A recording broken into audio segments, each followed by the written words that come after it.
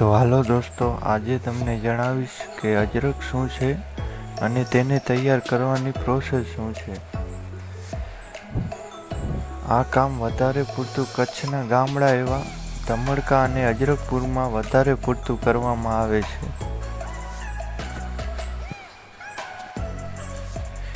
બધા પહેલાં સફેદ કપડને કટિંગ કરીને પાણીમાં પલાળવામાં આવે છે. ત્યારબાદ તેને ધોવામાં આવે છે, કાંઈક આ રીતે.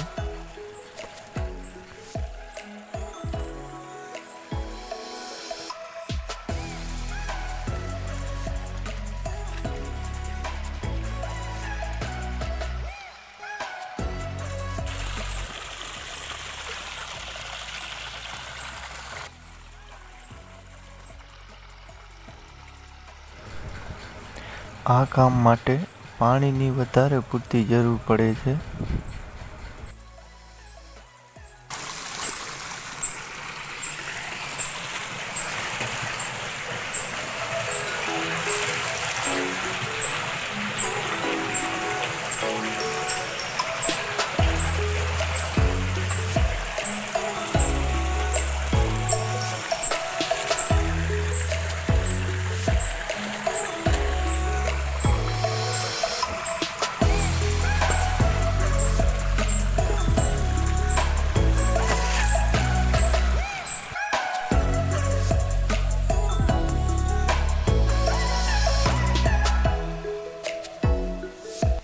ટાંકાનું બધું વેસ્ટ પાણી આ નાની કુંડીમાંથી ડાયરેક્ટ ગટરમાં જાય છે.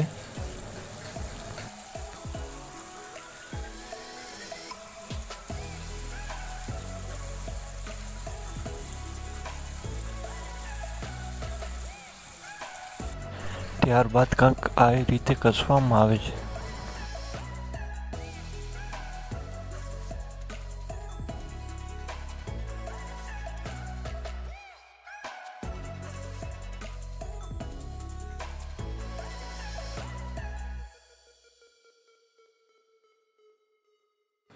કસ્યા પછી કપડને તડકામાં સુકાવી દેવામાં આવે છે.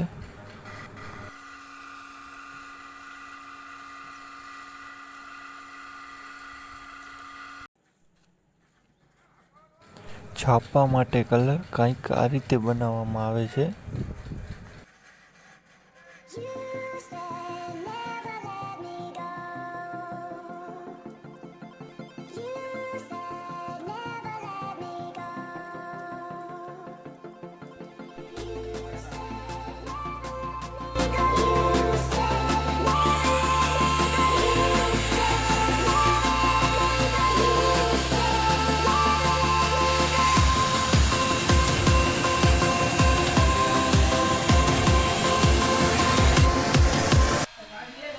હવે આ કપડમાં છાપવાનું કામ કરવામાં આવશે.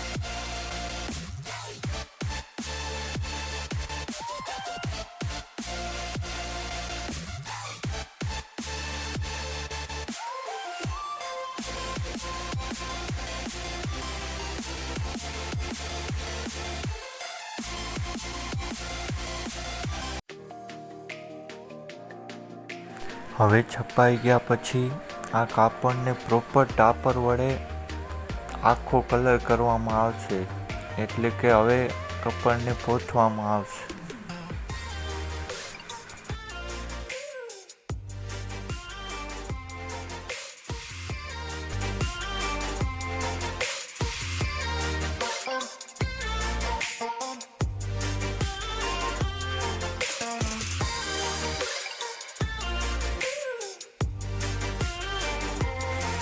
પોથાઈ થયા પછી અને કાપડને બહાર સૂર્યપ્રકાશના તડકામાં સુકાવી દેવામાં આવશે. તડકામાં સુકાયા પછી કાપડ એકદમ કડક થઈ જશે અને એનું નેક્સ્ટ પ્રોસેસ હશે વિછરવાનું.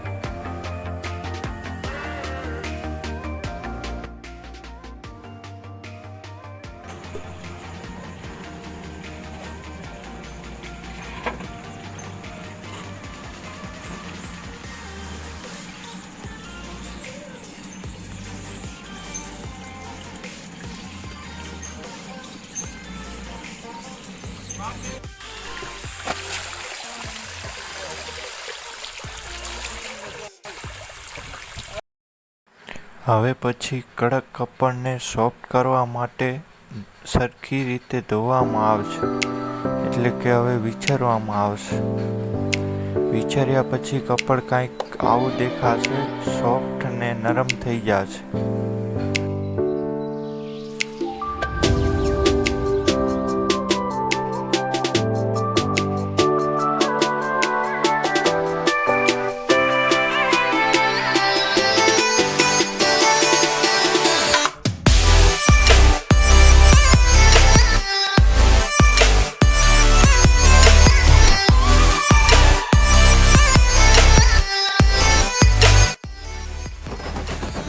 હવે પછી કાપડને સુકાવવા માટે વોશિંગ મશીનનો ઉપયોગ કરવામાં આવશે.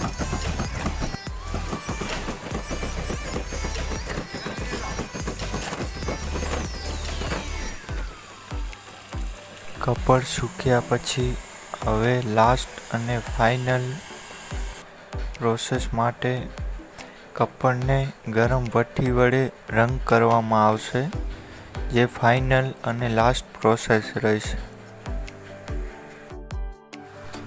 હવે આ કાપડ એકદમ રેડી છે માર્કેટમાં જવા માટે.